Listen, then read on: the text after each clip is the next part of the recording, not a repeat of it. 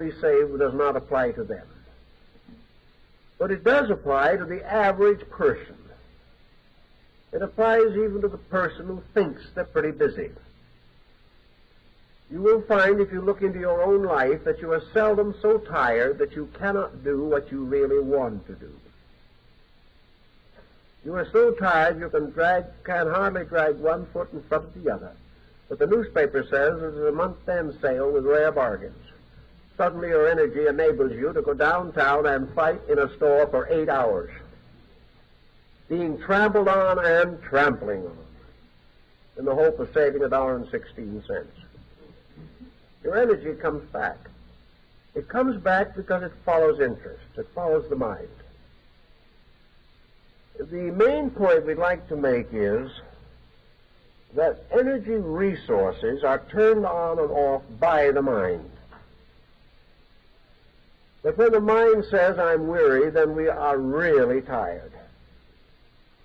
When the mind decides it's made a slight error of judgment and we're not as tired as we thought we were, and we can still go out and have a pleasant time with our friends, then we find we can do all of these things.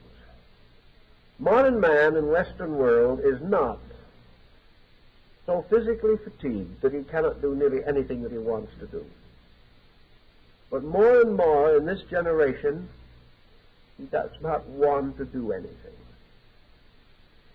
He's slowly turning down the wick of his own lamp. He seems almost bent on a slow suicide. He wishes to completely destroy himself.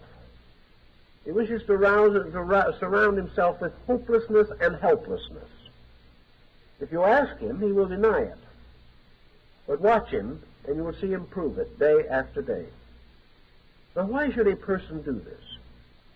Why should an individual who has a good job and a fairly satisfactory marriage, good children, fair prospects for a future, a good education themselves, why should this individual want to turn down the energy supply until finally they snuff themselves out?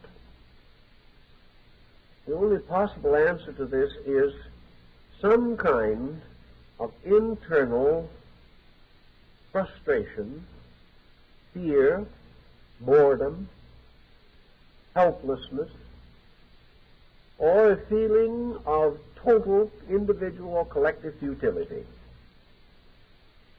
Why should a person today, who has so many advantages and privileges, have so very little interest in being energetic, in using energy constructively? I think one answer is the general situation of his world. Nothing seems to be very right. The future looks very dangerous. There seems very small chance of peace, of friendship, of brotherhood in the world. It looks as though we might all be on the verge of some strange, mysterious catastrophe. The individual cannot plan with securities. He cannot do what men did even 2 generations ago. I remember growing up in New York. You got a job, one of the brokerage houses or insurance houses or one of the Wall Street castles that stood in those days. You were a young man in your late teens, maybe. You went in with your best suit on, creases pressed out of your pants. You received an indoctrination for the president. Maybe the only time you ever saw him, but you saw him then. And he told you very simply that you were going to work for a great and wonderful corporation, one of high honor and great integrity. And he said very simply, be honest, do your job well, you will get ahead in the business, and if you're faithful to us, you will never have to worry again as long as you live about a job. You will have one until you retire. When you retire, they'll give you a grandfather's clock thrown in. There was no problem. There was no one chiseling for your job. There was no one waiting desperately to make sure that you didn't succeed. If you did your work, you could relax. You had your job. You had to fail the job, or the job would not fail you. And generation after generation of American business people lived by that. Now it's all gone. No one's secure in these things anymore. And where there is no security, there's no planning, there's no building, we have this dangerous situation of losing interest in tomorrow, losing interest in trying to build a pattern of purpose. And I think Western man today is terribly frustrated because he cannot build a plan. He cannot save with any sense of security. He cannot invest with any sense of security. He cannot build for tomorrow with any real confidence that tomorrow will be the fulfillment of the plan he is setting in motion. Lacking all of these securities, he has lost long-range thinking, long-range judgment. He has tried to live it up immediately because he didn't know what tomorrow would ever bring with it. This type of desperation is another way of wasting energy. And you come to a series of pretty solid statements.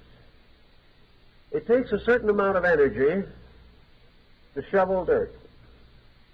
It takes a certain amount of energy to work a great machine or pound a typewriter. Everything takes a certain amount of energy. But it takes infinitely more energy to fight personality conflicts than it does in any other form of activity in which we indulge. A good worrier in a few hours can use up more energy than would be necessary for him to get out and solve the problem he's worrying about. Grief tears down energy far more rapidly than the human system can build it back. We are all subject to grief. Nature will take care of grief for a week, 2 weeks, 3 weeks, even 6 months. Because nature expects this grief to gradually clear, and it usually does. But when an individual settles down to nurse a grief, building psychological fortification to this grief until gradually it possesses them, so that they settle down to be professional grievers over a lifetime. Nature cannot fight this. Nature cannot restore this wasted energy. And the individual gradually becomes ill in some one of many parts of his life. He loses his energy supply. He is exhausted. He is worn out. And for lack of energy, the body functions begin to go. And when the various vital organs are de-energized by waste, serious illness is not far off. Hates use up more energy than any amount of physical life and its problem that we ever have to face. The individual who grumbles about being tired from 8 hours of work doesn't realize that 1 hour of hate takes more energy than 8 hours of work.